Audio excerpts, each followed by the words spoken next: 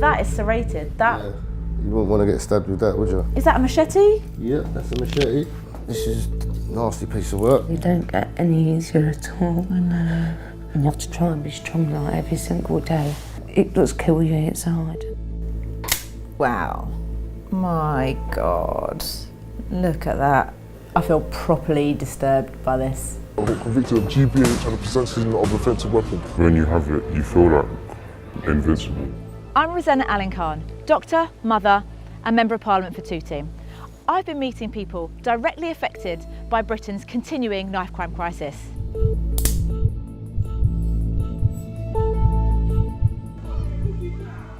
This is Tooting, South London. My constituency, my home. In June 2019, a local young man, 18-year-old Shayon Evans, was stabbed to death. I'm here at his memorial to grieve another young life lost and to try and understand how this kind of violence keeps on happening in Britain. Shayon's cousin spoke to me after the service. My mum just called me and went, "Oh, have you heard the news?" And I was like, "What news?" And she just was silent, and I just knew then that something really bad had happened. And they opened the tent and you couldn't see him, but you could just see all the blood. And there was so much blood. My cousins were convinced that it wasn't blood. They were like, "Oh, that's too much blood. That can't be. It has to be his like a red jumper." And I'm trying to say to them, like, no, like that's him. I expected that I was gonna lose someone in my family. I've lost so many, like we've lost friends, and so many of my cousins have been stabbed and so on. That's what really broke my heart. That I realized then it was a shock, but also it was kind of like, well, how could I have expected better? I see this on the news every day. Why did I think I would be so blessed that this wouldn't happen to my family? So how many people do you personally know of in your wider circle, your family, your friends, who have been stabbed? I couldn't count. I'd have to sit and think about it. There's no way of knowing how many people are out on the streets with knives. But one man in Leytonstone is taking action in his community to try and disrupt the wave of deadly violence by taking the knives away from the streets. I'm in East London today to meet Carney Barrett. He has set up Binning Knives Saves Lives, which is an incredible knife amnesty where people can come and drop off anything that they believe could be used as a deadly weapon. He's kindly agreed to show me some of the knives. So these are all the knives we've got. In less than 34 hours. There's around 220, 230, something like that. This is quite clearly, it just says cheese on it. Yep. I mean, this one could do you a lot of damage, huh? It really could. This one looks really old. It's old It's school. actually got hallmarks on it. But that is serrated. That. Yeah. You wouldn't want to get stabbed with that, would you? Is that a machete? Yep, that's a machete. This is a nasty piece of work. No one in this country would have any need for this. This is what you cut through the jungle with. This one here wasn't actually dropped into our bin. Look, it's got a velvet inside. This one, I was called and asked to come and collect it because the lady couldn't make it to the bin. So I went and collected it just beforehand. Wow. Wonder if this would have been on someone's wall. Yeah, I think it's a decorative thing, but yeah. These are the kind of things we're trying to tell people. You don't need them in your house because these are the things people get in an argument and come and grab them. The kids might be scared because they've been picked on by a gang or whatever, you know, you don't know. I think so often people think that larger knives do more damage, but that's not the case, is it? Well, to be honest with you, my point of view is that the smaller the knife, the more prone the person who's doing the stabbing is to stab repeatedly. So smaller blades can be more dangerous really because they're used more. I've heard that a large proportion of knives used are actually kitchen knives. Yeah, around about 70% of knives used in knife crime are kitchen knives.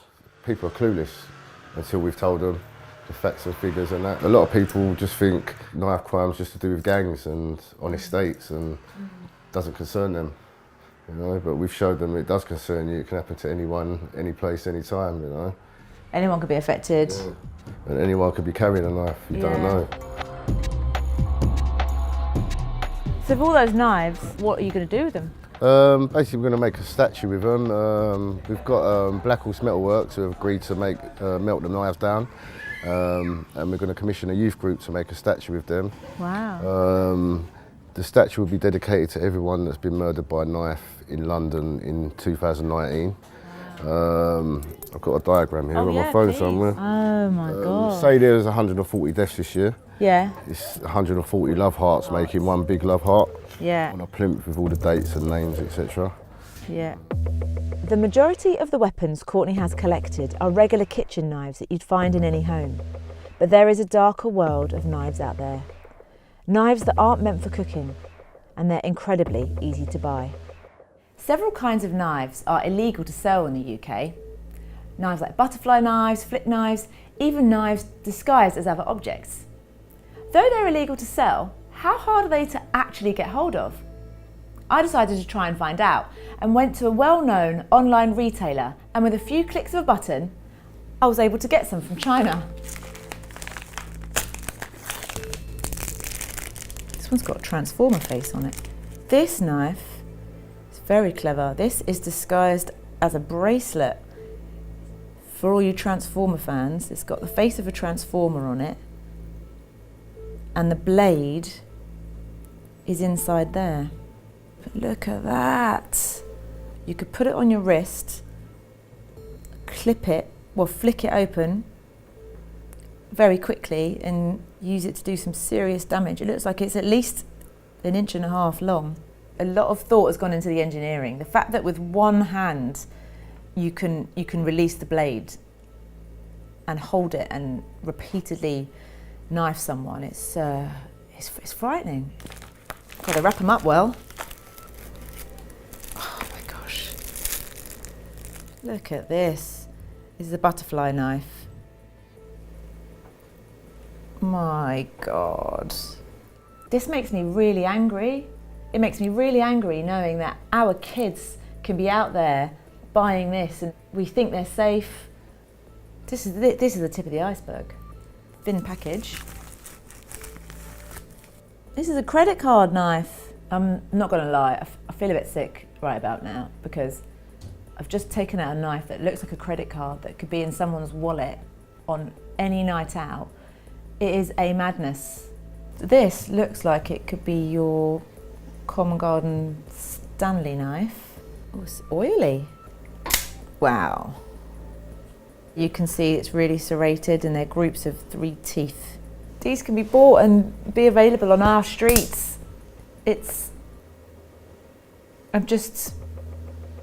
I'm actually quite speechless. I'm not often speechless, but words fail me at the moment.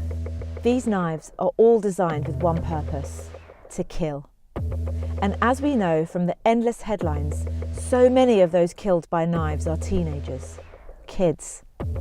As a mother, as a human being, the idea of a knife being turned against a child makes me sick. I need to understand what losing a child to violence feels like and what it does to a family. I'm on the way to Leicester to meet Amy Morgan. She's a mum who so sadly lost her son Tyler in 2015 after he was stabbed in the chest. She has turned her pain into power and has become a tireless campaigner against knife crime. Amy has joined other bereaved mothers in protest, taking action to try and stop more young people losing their lives to knife crime. We met at the spot where Tyler was killed. You know what happened down there that night? And then I guess in a way, I suppose your brain and your emotions are just trying to process everything, and I guess coming here kind of is part of that process, I guess. To think that it's where he had his last moments, yeah. And then we had his plaque done in memory. Yeah. You see, in loving memory of Tyler Thompson, your beautiful soul and your vibrant smile, taken too soon, gone but not forgotten. Rest in peace, Tyler. 10th of April 1999 to 24th of the 11th, 2015. People forget, people don't care, people move on. People don't want to, they don't want to remember it all the time, but to us it's something special. Amy invited me into her family home. She told me about what happened the day her son died. Tyler was stabbed twice, in the arm and fatally in the chest. The doctor at the hospital said that where he'd been stabbed at the bottom of his heart, and that's why I couldn't do anything. And then I later found out he'd like a case of either he drowned in his own blood or cardiac arrest, but it would have been really quick. But just like, I think to myself, like, you know, what were his last thoughts? Did he know? You know, did he think, did he, you know, did he want me there? Like, you know, it traumatises you like that way. And what about the person that did it? Like, what? He'd already got caught carrying a knife, like about 14 months before he killed Tyler. And apparently had a caution and went on a knife awareness course. Right. On that evening, there was like a confrontation, and Tyler and this individual had a fight, and the fight had finished, and Tyler got on his bike to leave, and then he went up to him and stabbed him. Oh. He got sentenced to 11 years. He got a year off for being on remand. He got a year off for not putting his through a trial, and he'll serve half of that. I got in touch with the General Attorney to try and get him to look at the sentence again. They said that Tyler was responsible for his own death because basically they'd had a fight before the incident, which is a bit of more than a kick in the teeth. How can you be responsible for your own death? You know, he weren't the one that was carrying the knife. You know, it's like all his 16 years of life meant nothing to the justice system. I know it's hard. Doing really It is, because he don't get any easier at all. I know. And you have to try and be strong like every single day. And, you know, you're just breaking inside because it does kill you inside. This is the one that was 8 weeks old at the time. So he'll never get to know him, you know, that hurts. Though Tyler may no longer be with us, his memory is more than alive and the pain of his death more than real. Before I left, Amy showed me Tyler's memorial video. Okay, shall I go over again? Yeah. Okay, but super hot fire in the building.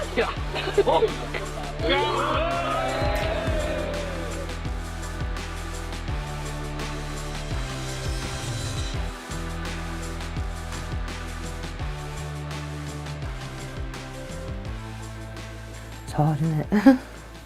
It's a beautiful young man. I'm so sorry. You need to do something because it's just relentless, isn't it? Yeah. What could drive someone to carry a knife, let alone turn it against someone? I'm at Carney's Community, a boxing club that helps give at-risk young people direction and mentoring. I'm meeting two young men who can't be identified, who both carried knives. I want to understand why they did it and what the consequences were for doing so. Can you tell me a little bit about your time in the criminal justice system? I got convicted for stabbing someone else. I got convicted of GBH and the possession of offensive weapon. A lot of people around me were carrying knives. I've even got into fights and arguments with my own friends, and my own friends had pulled out knives on me. And I don't know what happened, but at one point it's like pride for me.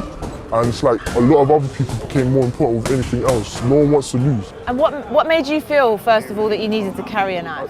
At that age, even just going from where I was over one town, there's people that if I said, well, I'm from Junction, you never know what's going to happen. Knowing that however many other people carry knives, I felt like I needed one to protect myself.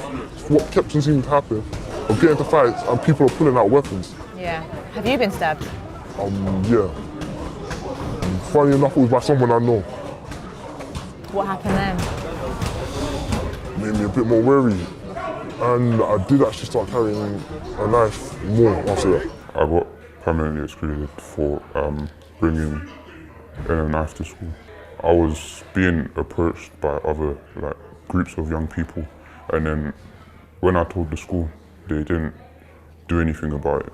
I wouldn't do anything with it, but I just thought like it might scare them, and then they would leave me alone. When you have it, you feel like, in a way, invincible, like nothing can happen against you. And it just, gave me a sense of power in a way. Do you think you'd ever carry a knife again? No, I haven't since, and I don't think I would again. In London, City Hall has come under fire for not doing enough to tackle the capital's growing knife crime problem. Sophie Linden is Deputy Mayor for Policing and Crime. I challenged her to explain what was going on. There's lots of complex reasons for it's happening, but one of the really big issues for me is the 9 years of cuts to the services that help young people and families, the sort of glue to society that keeps people together. Youth clubs have been shut down, schools have had millions of pounds taken out of them. So anybody that needs any little bit of help finds it incredibly difficult to find it and to get it. And the youth clubs shutting down and those programmes means that there's not things for young people to do. And then, of course, we've also had an increase in drug dealing, and there is a real link between drugs and violence.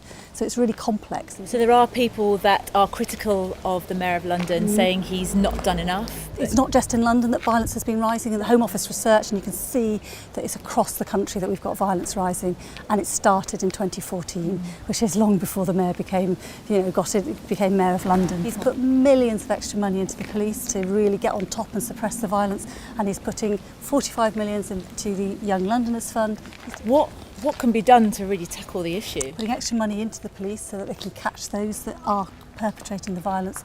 But really, really importantly, we're putting more extra money into community organisations, into voluntary organisations, youth clubs, so that they can work with young people. By the end of 2019, hundreds of people will have lost their lives to a knife in Britain. Together in 2020, we can put an end to it, but it's not going to be down to the government and police alone. Communities, activists, victims, family, friends and ordinary people need to stand together to say no more.